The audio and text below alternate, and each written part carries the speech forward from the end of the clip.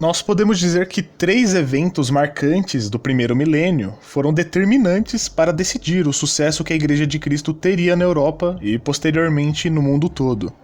E para mim, o principal deles, e também o mais antigo dos 3, foi o Edito de Milão, de 313, promulgado por Constantino e que deu liberdade de culto aos cristãos, que a partir daí também começaram a ser inseridos no espaço público romano.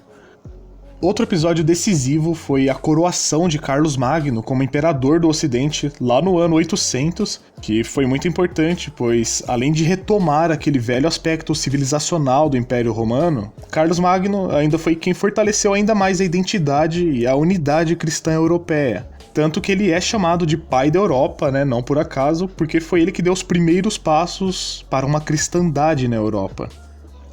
E no meio desses 2 acontecimentos tem um também muito marcante, que é o que nós vamos tratar aqui hoje, que é a formação do primeiro reino cristão da Europa, que foi o dos francos, através do batismo do rei Clovis I. E a importância desse episódio histórico não está somente no fato de ter sido o primeiro, mas sim pelas circunstâncias que eram bastante preocupantes. Após a queda definitiva do Império Romano em 476 d.C., a Europa se transformou num verdadeiro mosaico de povos bárbaros. A civilização, promovida há tanto tempo pelos romanos, foi quase que dizimada por inteiro. No final das contas, o que restou mesmo de estrutura cultural do Império Romano foi a Igreja Católica, que há quase um século era a religião oficial de Roma. Só que agora, sem as muralhas do Império para proteger, se a Igreja Católica não fosse mesmo uma instituição divina, certamente ela teria se enfraquecido irreversivelmente ou até mesmo desaparecido. Isso porque a maioria dos povos bárbaros que adentraram a Europa Central e Ocidental, excetuando os francos, que é de quem nós vamos tratar aqui hoje, todos esses povos bárbaros eles tinham aderido a uma espécie fajuta de cristianismo chamado arianismo, que negava a divindade de Cristo e, portanto, nem dá para se dizer que esses povos eram de fato cristãos.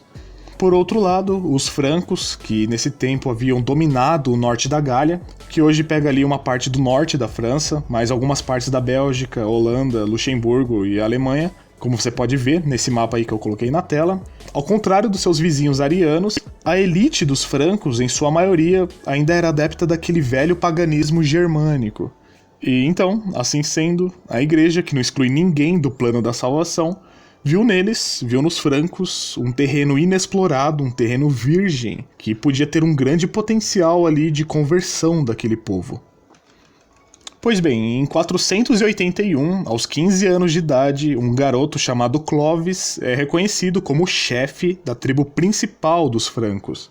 E a igreja, vendo que o Império Romano tinha morrido em definitivo mesmo, ele não iria mais voltar, pelo menos não da forma como ele era antes, e sabendo enxergar nos bárbaros o futuro da Europa, investiu pesado na cristianização dos francos sob a doutrina católica, a fim de retornar a exercer no velho continente a sua influência espiritual da mesma forma, ou quem sabe até mais do que antes.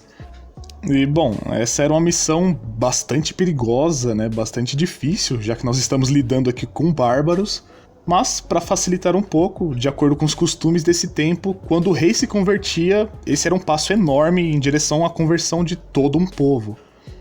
Mas assim, não é que não houvessem católicos no território dominado pelos francos. Não, na verdade, havia católicos em toda a parte da Gália, principalmente entre as classes mais humildes.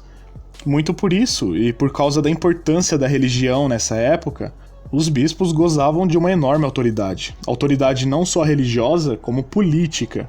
Então, para você governar de forma harmoniosa nessa época, quase sempre era imprescindível contar também com o apoio dos bispos.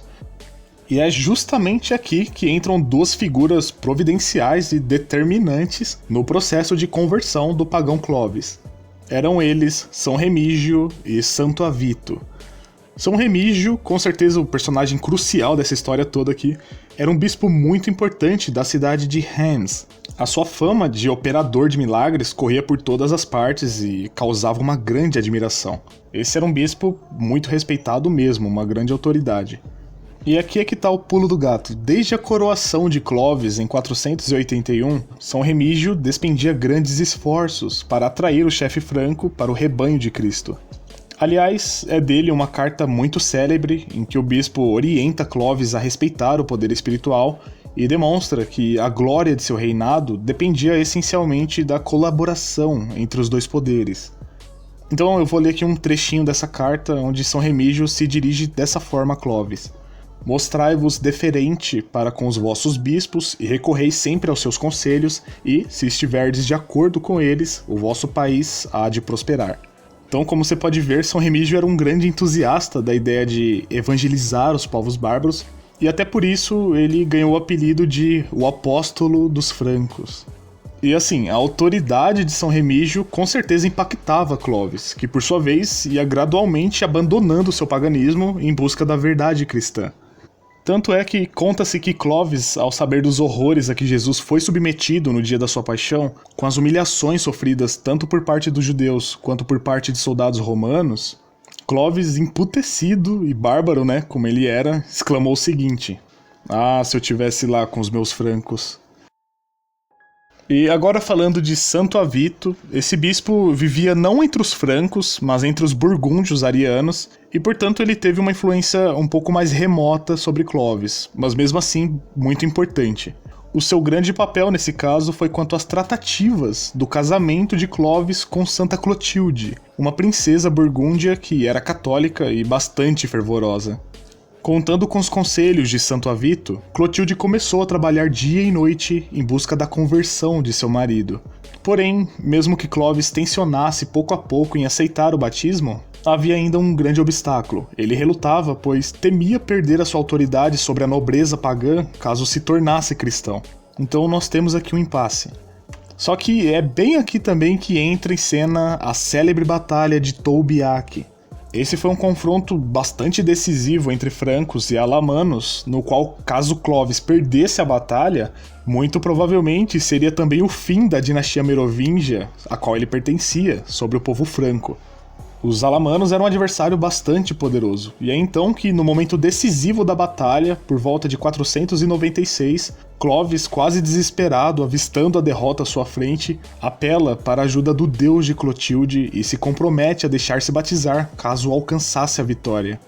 Quanto a esse episódio, o santo cronista Gregório de Tours relata as seguintes palavras de Clovis, então presta atenção. Jesus Cristo, que Clotilde afirma ser o filho do Deus da vida, tu que desejas vir em auxílio daqueles que desanimam e dar-lhes a vitória, desde que esperem em ti. Se te dignares conceder-me a vitória sobre os meus inimigos, e se eu experimentar esse poder de que as pessoas que usam teu nome afirmam ter tantas provas, acreditarei em ti e far-me-ei batizar em teu nome. Invoquei os meus deuses e nenhum socorro recebi. Foi exatamente aí que a providência divina atuou em favor de Clovis. São Gregório acrescenta ainda que, instantes depois do apelo de Clovis ao Deus dos cristãos, o rei dos alamanos, o seu inimigo, foi morto e o que sobrou de seu exército partiu em debandada. Então assim, isso é o que nós chamamos de a mão de Deus agindo e mudando drasticamente os rumos da história. Enfim, vencidos os alamanos, Clovis finalmente pede para ser batizado, o primeiro a tomar tal atitude em meio a todos os outros chefes bárbaros. O batismo de Clovis revela, como eu já disse, um momento de suma importância para a civilização cristã. Esse é um dos primeiros tijolos da grandiosa obra que se tornaria a Idade Média, onde a Igreja Católica seria a instituição de maior valor na sociedade. Seria o nascimento também da aliança quase milenar entre a nação francesa e a Igreja de Cristo. Afinal, o que é a França, senão a sucessora do Reino Franco? Seja como for, talvez nem o próprio Clovis soubesse direito o que seu batismo significaria para a história cristã europeia. Fato é que a cerimônia foi um evento retumbante e muito pomposo para o contexto da época. São Gregório de Tours narra com detalhes a ocasião em que Clovis foi batizado por São Remígio na Catedral de Reims por volta de 497. Conta ele que nesse glorioso dia, no Natal, diga-se de passagem, as ruas da cidade foram todas enfeitadas com bandeiras, a igreja foi ornamentada com panos brancos e as velas eram tão numerosas que chegavam a iluminar completamente esse dia cinzento de inverno. E só pra gente entender aqui o quão majestoso deve ter sido assistir a esse acontecimento ao vivo, os bárbaros nesse dia inocentemente se perguntavam se aquilo que viam já era de fato o paraíso. Clovis foi o primeiro a descer para a pia batismal. Logo em seguida, depois dele, em grupos de 300, 3.000 dos seus recebem assim o sacramento. é como eu disse anteriormente, quando o rei se converte, ele leva consigo uma boa parte do povo para a nova fé. Por fim, estava assim realizada a formação do primeiro reino católico da história, o Reino Franco, a futura França, apelidada de a filha mais velha da igreja. A França, que tem uma história belíssima por ter sido a nação onde a igreja conquistou os seus melhores frutos na Europa, mas que infelizmente não é mais a mesma França católica de antes e não faz mais jus à história que tem, né, infelizmente. Mas eu não vou entrar aqui nesse mérito. Mas seja como for, só para concluir, nesse dia em que o rei dos francos desceu a pia batismal, a igreja alcançou uma vitória decisiva na Europa. Pode-se dizer que com a conversão de Clovis e os seus francos, acabava de se decidir neste momento o destino do Ocidente de uma vez por todas. E tá aí, esse foi o vídeo do primeiro reino cristão da história. Eu espero que você tenha gostado, de verdade. Então, como sempre, like se gostou, se inscreve aí caso você ainda não esteja inscrito. E vale lembrar que se você quer ajudar este canal financeiramente, basta você se tornar membro. Nós temos 2 planos aqui disponíveis, então você pode me ajudar com 5 ou 15 reais, então se você tá disposto a ajudar, isso não vai pesar muito no seu bolso, tá? Mas é isso aí, quanto mais pessoas ajudarem, mais conteúdo eu vou conseguir produzir aqui pra vocês com qualidade. Então se você gosta do canal, o botão de Seja Membro tá aí pra você me apoiar, fechou? E no mais é isso, um grande abraço, fica com Deus e até o próximo vídeo. Eu fui!